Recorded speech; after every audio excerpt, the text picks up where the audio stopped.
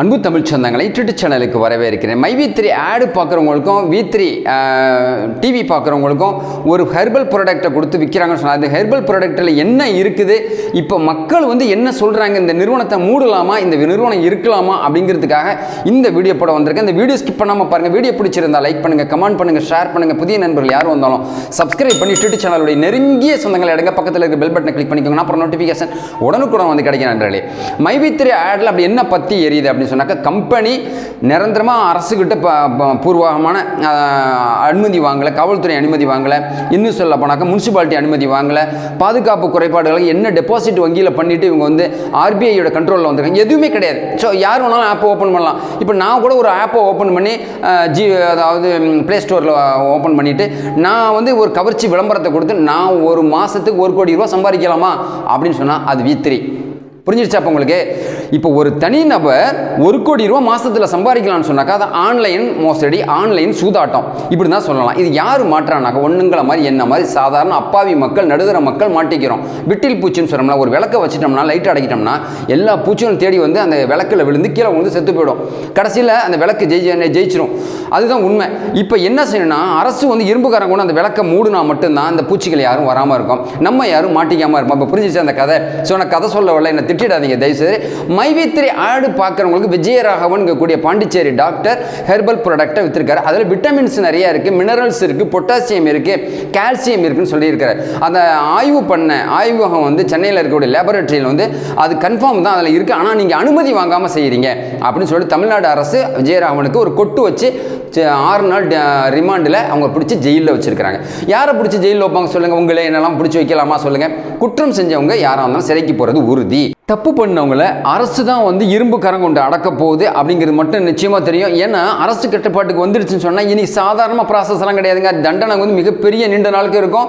அது மட்டும் இல்லாமல் வீட்டில் யாரெல்லாம் முதலீடு பண்ணியிருக்கிறாங்களோ, யாரெல்லாம் வந்து புதுசாக முதலீடு பண்ணியிருக்காங்க, அவங்களுக்குள்ள பிரச்சனை வரும், மென்டல் டார்ச்சர் ஏற்படும் அப்படின்னு சொல்லிட்டு மனநலத்துறை அதிகாரிகளும் டாக்டருங்கள்லாம் வந்து தமிழ்நாடு அரசுக்கு ஒரு கோரிக்கை வச்சிருக்கிறாங்க. குற்றப்பிரிவு போலீஸாருக்கும் ஒரு கோரிக்கை வச்சிருக்கிறாங்க. மதுரை மாவட்டத்தில் தான் இது தலைமையாக மையமாக படுத்தி தான் இந்த தவறு நடந்துகிட்டு இருக்கிற அடிப்படையில் மதுரை மாவட்ட குற்றப்பிரிவு போலீஸார்ட்ட மனநல தத்துவ டாக்டர்லாம் வந்து ஒரு கோரிக்கை வச்சிருக்காங்க. இதில் கிட்டத்தட்ட வந்து 3 லட்சம் பேருக்கு மேலே வந்து அதனுடைய அடிப்படை பேசிக்காக இருக்கக்கூடிய அந்த உறுப்பினர்கள், வாடிக்கையாளர்கள்லாம் பாதிக்கப்பட்டாங்கன்னா அவங்க மென்டல் டார்ச்சரில் பாதிக்கப்படுவாங்க. அதனால் கொஞ்சம் கொஞ்சமாக இந்த நிறுவனத்தை ஸ்டாப் பண்ணலாம் அப்படின்னு சொல்லியிருக்காங்க. ஆனால் ஒரு பக்கத்தில் இருக்கக்கூடிய ஒரு மக்கள் என்ன சொல்கிறாங்கன்னா, இந்த நிறுவனம் வந்து கடைசி வரையில் இருக்கும், இந்த வி3 வீடியோ அட்வர்டைஸ்மெண்ட் எல்லாமே வந்து நிரந்தரமாக இருக்கும், நாங்கள் ஜெயிப்போம் அப்படின்னு சொல்லிட்டு வெறித்தனமாக இருக்கக்கூடிய மக்கள் இருக்காங்கல்ல, அவங்க சொல்லிக்கிட்டு இருக்காங்க. ஸோ நம்ம அவங்களுக்கு வந்து நம்ம ஆறுதல் சொல்ல முடியாது, அவங்களுக்கு வந்து ஆலோசனை சொல்ல முடியாது. ஒரு வந்து நம்ம டிடி சேனல் மூலமாக ஒரு புத்திமதி சொல்கிற அளவுக்கு நான் ஒரு பெரிய மகானோ கலைஞனோ மிகப்பெரிய அறிவாளின்னு சொல்கிறதுலாம் இல்லை. ஸோ எதுவே எப்படியா இருந்தாலும் சரி, ஒரு யார் வேணாலும் ஒரு குற்றத்தை தப்போ வந்து தப்புன்னு சொல்கிறதுக்கு யார் ஒன்று வேணாலும் உரிமை இருக்குது. சின்ன குழந்தைங்க சொன்னால் கூட அது சரியாக தான் நம்ம எடுத்துக்கலாம்.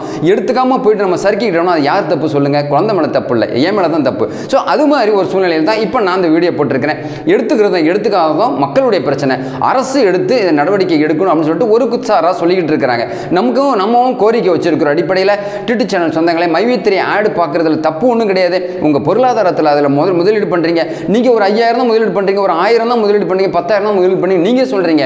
அந்த 2 லட்சம் 3 லட்சம் பேர் டோட்டலாக கணக்கு படிங்கன்னா 6 கோடியிலேருந்து 18 கோடி ரூபாய் வரைக்கும் அந்த மைவி3 நிறுவனத்துக்கு போய் சேருது. அந்த நிறுவனத்தில் உங்களுடைய பங்கு எந்த அளவுக்கு உங்களுக்கு கொடுக்க போகிறாங்க?